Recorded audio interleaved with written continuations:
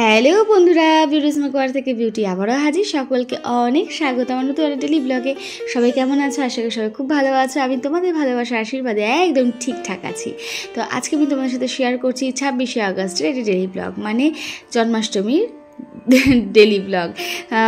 সত্যি কথা বলতে খুবই দুঃখিত, শারীরিক অসুস্থতার কারণে এত দেরি করে আমি ব্লগটা ছাড়ছি। যাই হোক, জন্মাষ্টমী ব্লগ কিন্তু আসছে দুটো পার্টে, কারণ আমাদের বাড়িতে জন্মাষ্টমী হয় দুদিন ধরে।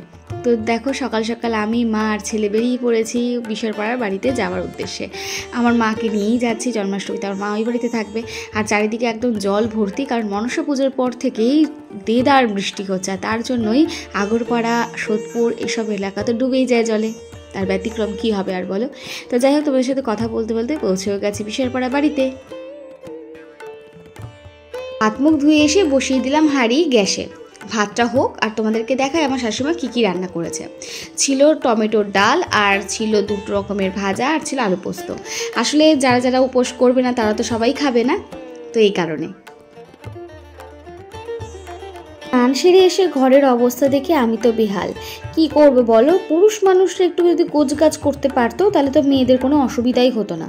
আর আমার শাশুড়িমাই তো মনসা পুজোর জন্য আমাদের ওই বাড়িতে ছিল, তাই ঘরের এই অবস্থা। যেই না উপরে এসেছি ঠাকুর ঘরে, দেখি গোপালদাকে চমৎকার লাগছে সেজে গুজে, একদম সাজিয়েছে কিন্তু নিজের হাতে আমার শাশুড়ি মা। কি সুন্দর সাজিয়েছে না, আর পদ্ম ফুলখানার জন্য যেন আরও সুন্দর লাগছে। তা যাই হোক, এবার আমি একটু ফুল দিয়ে গোপালদাকে সাজাবো, তারপরে একটুখানি আরতি করে নেবো ধূপকাঠি আর প্রদীপ দিয়ে।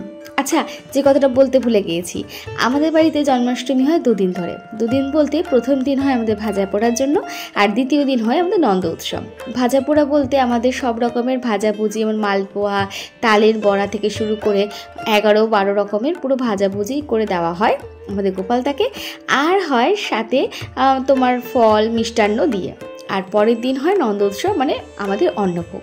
আর আমি আমার শাশুড়িমা যেহেতু উপোস করি বিয়ের পর থেকে, মানে আমার শাশুড়িমা তো আগের থেকেই করতেন, আর বিয়ের পর থেকে যখন থেকে আমি নিজের কি উপোস করা শুরু করেছি, তো ভাজা পোড়ার দিন আমরা দুজনে কেউই নুন খাই না, মানে নুন ছাড়া খাবারই খাই। আমাদের সমস্ত ভাজা পোড়ার মধ্যে এক ফোঁটাও নুন পড়ে না। শাশুড়িমা কিন্তু সকাল থেকে রান্নাবান্না সেরে গোপালের জন্য রান্না করতে বসে পড়েছে। হয়ে গেছে 4টে আইটেম অলরেডি। কি কি চলো তোমাদেরকে দেখাই। ছিল এখানে তালের ক্ষীর, আর ছিল ছানা, ছিল এখানে হচ্ছে তোমার সুজি, আর সুজির পর ছিল হচ্ছে নিচে বকুল পিঠা। সত্যি কথা বলতে আমার শাশুড়িমা কিন্তু চমৎকার পিঠা বানায়, দারুণ পিঠা বানায়। আমি কিন্তু তার এক অংশও পারি না। এখানে আমার শাশুড়িমা অলরেডি দেখো বসে পড়েছে মালপোয়া ভাজতে। খান 10 মালপোয়া তখন অলরেডি ভাজা হয়ে গেছে আমার শাশুড়িমার। সত্যি কথা বলতে পুজোর এই জন্মাষ্টমীর প্রথম দিনটাতে আমাদের ভাজা পড়া খেয়ে রাত্রে খাওয়া হয়ে যায়। আর এখানে হচ্ছে দেখো সুজির পায়েস। কেউ আর রাত্রে ভাত তো আর ছুঁয়ে দেখি না। যাই হোক, আমি আসার পরে মাকে বললাম তোমার ছুটি, এবার আমি বসবো ভাজা পোড়া করতে। প্রথমে মালপোয়া, তারপর তালের বড়া, তারপরে নিমকি হবে, তারপরে লুচি হবে, কত কিছু আইটেম হবে।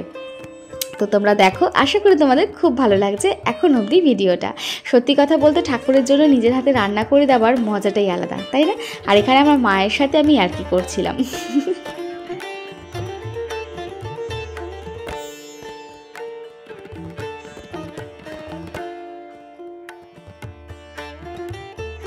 এবার লাস্ট মালপোয়াটা ভেজে নেওয়ার পালা, তারপরে চলে যাব তালের বড়া ভাজতে। তো দেখো, সব মালপোয়া ভাজা হয়ে গেছে।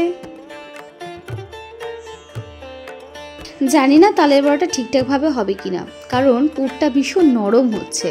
জানি না ঠিকঠাকভাবে ফুলবে কিনা, মনে হয় ফুলবে না, মনে হয় একটু ময়দা দিতে হবে।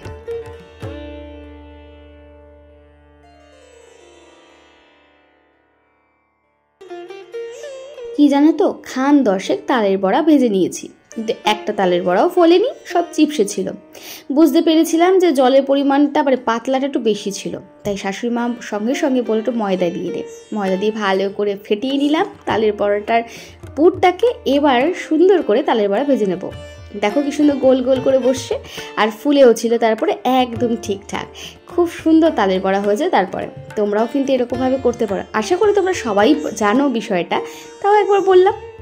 দেখেছো কি সুন্দর হয়েছে তালের বড়াগুলো। এবার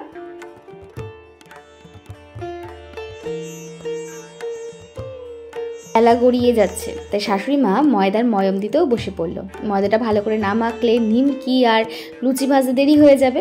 আর এখানে আমার ছেলে কাণ্ডটা দেখো, দেখো দুষ্টামি, দেখো সারা দুপুর ঘুমাইনি। তোর ঘুম নাই? কখন ঘুমাবি? বাহ, দারুণ, চমৎকার। মা খাওয়া দাওয়া সেরে উপরে এসছে।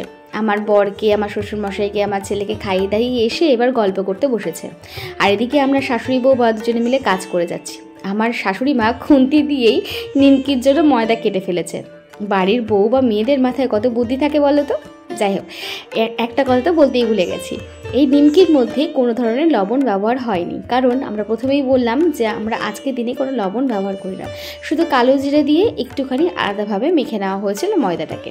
আর ওইদিকে আকাশ কালো করে রেখেছে, দেখো মনে হচ্ছে আবারও ঝমঝমিয়ে বৃষ্টি হবে। যদিও জন্মাষ্টমীতে তো বৃষ্টি হবেই বলো, কারণ আমার গোপাল দার জন্মদিন তো আজ। নিমকি ভাজার পর এবার ভেজে নেব লুচি।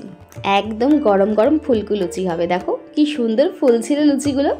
সত্যি কথা বলতে ঠাকুরের দয়ায় ঠাকুরের জন্য যে কোনো রান্না করে দিলে সেটা একটা আলাদাই স্বাদ হয়, তাই না বলো?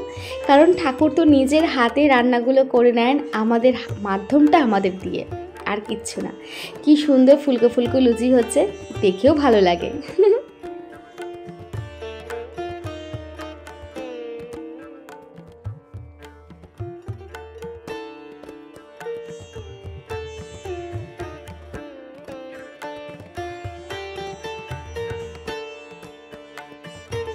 সব ভাজা পোড়া হয়ে গেছে, কিন্তু এবার একটু বিশ্রাম নিয়ে তারপরে গোপালদাকে নিবেদন করা হবে সমস্ত ভোগ।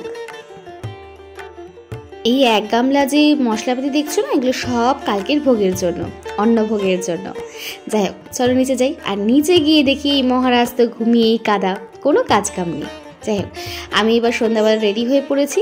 এবার চলে যাব উপরে ঠাকুর ঘরে।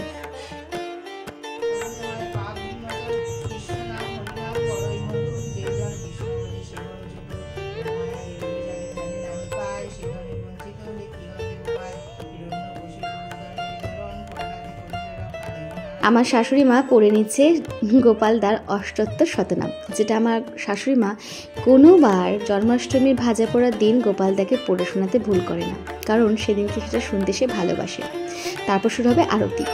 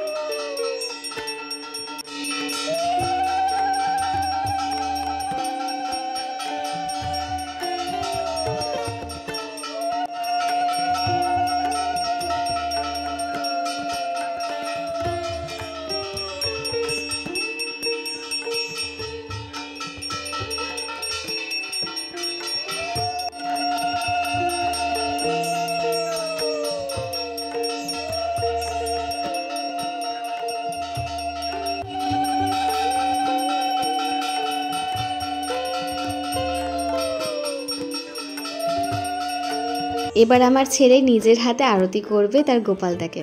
ও বরাবরই চামড় দিয়ে আরতি করতে ভীষণ ভালোবাসে, তাই ওর আবদার তো রাখতেই হবে। কৃষ্ণ কৃষ্ণ হরে হরে, হরে রাম রাম রাম হরে হরে। অনেকক্ষণ নাম কীর্তন হলো, তারপরে ভোগটা নিবেদনের জন্য দরজা বন্ধ করে আমরা বাইরে অপেক্ষা করব। চলো। আজকাল আমাদের বাড়ির ছাদে এখন ডিজে হয়, আর এখানে অনেকক্ষণ ধরে আমি ক্যামেরাটা নিয়ে আমার বরকে ভেঙাচ্ছিলাম বলে দিয়েছে একটা মাথায় গাঁটটা। দেখবে? দেখো দেখো দেখো। দেখো দেখো, আসল চোর কিন্তু চুরি করে নিয়েছে প্রসাদ। গোপালদা হয়তো আমার ছেলের মাধ্যমে এসেই প্রসাদ খেয়ে চলে গেছে। তো তোমাদেরকে এবার দেখাই প্রসাদে কী কী ছিল সেদিনকে, মানে ভোগে কী কী দিয়েছিলাম আমরা। সত্যি কথা বলতে ভোগ দর্শন করলে সত্যিই দুর্ভাগ্য কাটে। আশা করি আমাদের প্রত্যেকের জীবনের সমস্ত দুর্ভাগ্য যা যা আছে সব নিজের হাতে হরণ করবে আমার গোপালদা।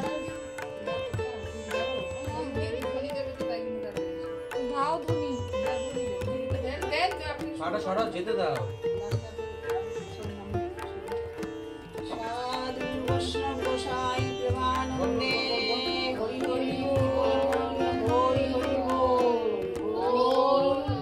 মধুর বেঙ্গনি গাহ রাধে শ্রীকৃষ্ণ বলি হে প্রভু নিতাই চৈতন্য হরি গায়রাধারি ভক্তাধারি গুরু সবানি হরে হরে কি জয়, রাধা রানী কি জয়। সাধু বৈষ্ণব গোসাই প্রেমানন্দে হরি হরি